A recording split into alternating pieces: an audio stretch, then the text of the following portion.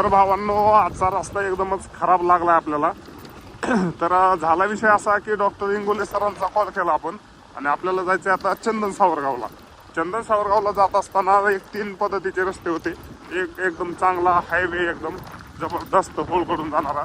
दुसरा हा आहे कळमांब्याकडून जाणारा. तर मित्रांनो, हा रस्ता खूप जास्त खराब आहे, 4-5 किलोमीटर पर्यंत. आणि डॉक्टर इंगोले सरांनी सांगितलं हा सगळ्यात जवळून जाणारा रस्ता आहे. आता कुछ पाणी के लिए कुछ खोना पडता है.